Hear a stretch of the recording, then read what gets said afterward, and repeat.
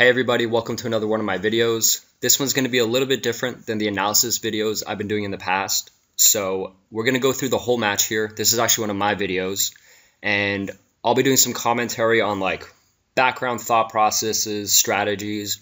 We'll still go into moves, but obviously we can't go into as much depth or else this will just be like 20-30 minutes long. So this is me on the left, and this is from Pan Am's last year, 2013.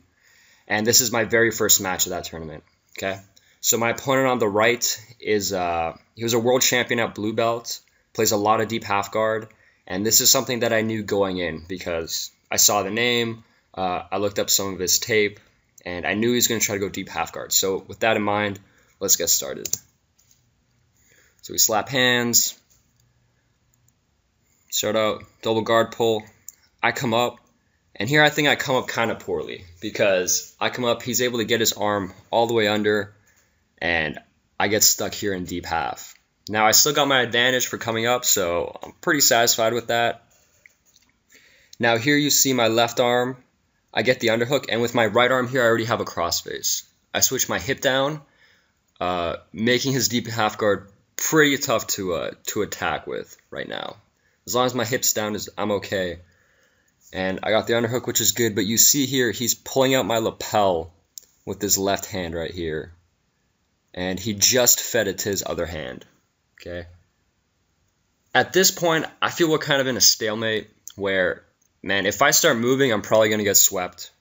And if he starts moving and letting go of his grips, there's a good chance he might start to get some progress. So I'm just trying to keep my hip down, seeing if he's going to go for something. And I have an underhook crossface. He keeps getting his head out from under my crossface, which is a little bit annoying. So I keep trying to get it back, but he keeps scooting himself under past my elbow. Now, you'll see here in a second that the ref is going to call me for stalling. If you look at the left side of your screen, I'm trying to kind of get his underhook away, but he has my lapel grip, so I'm not going to break that grip. There's a stalling call. I look up and I'm like, okay. I see how the ref is calling it, so even though it's probably bad for me, I'm going to try to move. So you see how I get onto my hip, and here I'm trying to go over his head, and he's able to get the sweep. So we'll play through this one more time, a little bit slower. Okay, so see, I lift up, and now my goal is to get my whole hip onto the other side of his head, then drop this hip down and turn to face him, but like this is his position. He won a world championships with it, so boom, he comes up really nice. And here, because of how he's holding my lapel, his arm is stuck, and I have my legs in a triangle position, but there he's grabbing it. I'm trying to pull his arm in with my hands here, like my arms gripped and pulling it with my forearms, but if he plays this position, like he's well aware of this. He's probably been in this scenario hundreds of times. So I was not able to pull that arm in. We're out of bounds, so the ref's going to pull us in.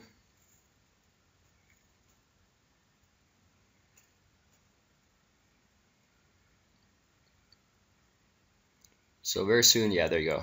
I give it up. He tries to pass. I go reverse De La Hiva, have the collar grip. I circle my shin in front because I always want that inside space under control. Now I'm trying to spin under here, but he has my collar, which is really nice. I try to get up, and man, I feel like I'm real close, but I'm not able to. So we'll play this out one more time. So I go to spin under. Now he drops his whole base down, like his hips are down, his knees down, his shoulders even down, which is why I unloop and I try to get up. But he's able to rebuild. And then the other problem, if you look at the grip with his right hand, it's on my knee here, so I can't get that leg out behind me to get on top. Regardless, I use it, get back into close guard. I get my cross grip, try to get his hand off my gi, foot on the hip, and I'm now trying to drag this arm across. Trying to do my best Hodger Gracie imitation. And I get his arm all the way across. I'm grabbing over, but he had good defense for that. So that attack didn't work. Double sleeve, loop over with the lasso. Get my spider. I'm trying to kick his shin out. Maybe set up a triangle. See if I can off-balance him. Now I get my leg in between. And boom, I get my hips under him. I'm going to try to tilt him one way a little bit. Watch his left foot now. It steps forward, and I knock him over. Now here he drags my leg across. And I'm playing a little bit hesitant here, I think. And then we go into 50-50. So I'll tell you a little bit my thought process behind that. Normally, I really don't like going 50-50. But one of the things you have to remember is that at this point in the match, I'm down by 2 points. Okay?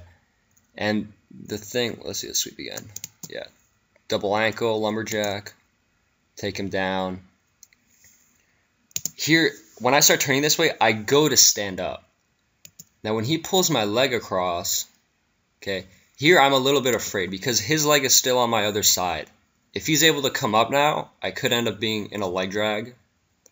Also, if I do stand up with my leg across, I think I'm in a decent passing position, but there's a chance he can get behind me with his rear hooks. So it's my first match. I'm playing it a little bit conservative. I just really want to make sure I don't give him my back or do anything silly.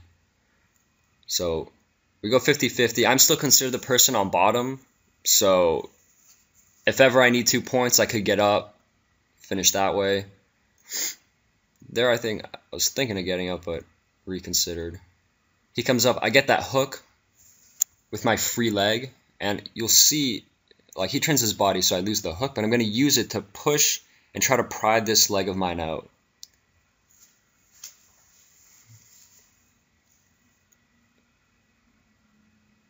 Still working on it. This is a move right here that I picked up from Lucas Lepre. Was showing this, pushing the leg out, getting your knee out. Except here I'm going to use it to actually take his back. So you see my right knee is out here, and I'm going to have his pants grip with my left hand. This one's grabbing here.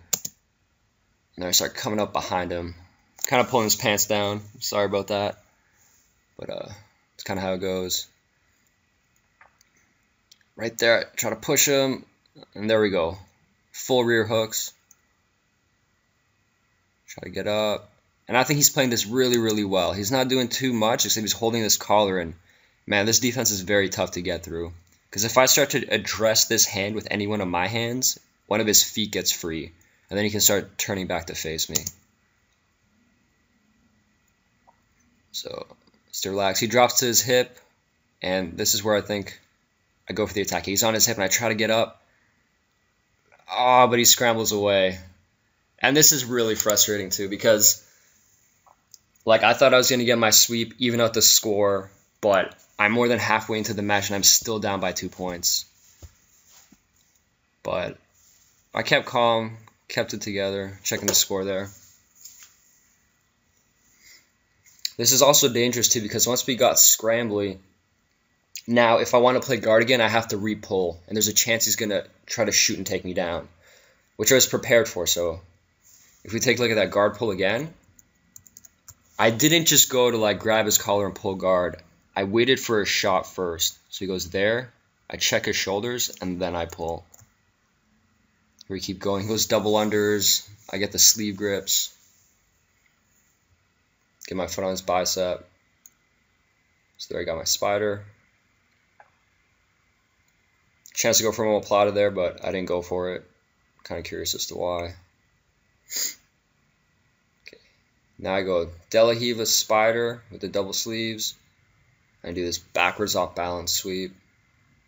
He scrambles hard, and then I'm able to take his back. So one thing that's really important to take away from here too is whenever you guys are doing your sweeps and you're preparing for like tough competitions, always be aware that when you start competing against tough guys, like things get extremely scrambly. So when people like drop to their butt, that's not the end of the sweep. That's the beginning of the sweep. And then you got to either take his back or make sure you can hold him down. So we'll go over this move a little bit slower. This move taught to me by brown belt world champion John Thomas. So I have both sleeves under control. And he stands up. There you go. Get the De La Riva hook.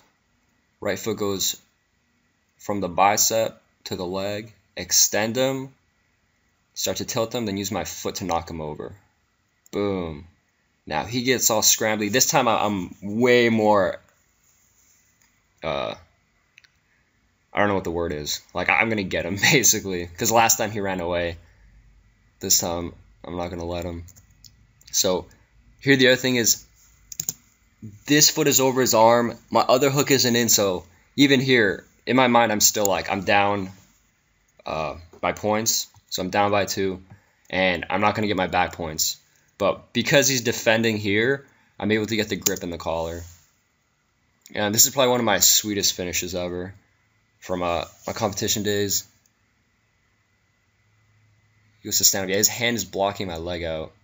But there I'm starting to put on the pressure with the choke from the back. We both look at the score. He's trying to hold out, man. He's really tough. Even here. But then finally able to get the tap, and then I take the choke off. And that was that. So that was my first match from Pan Ams. Unfortunately, I can't make it to Pan Ams this year due to some injuries. So let me know what you guys think of this format, and if you want more videos like this, please subscribe to my YouTube channel and follow me on Facebook.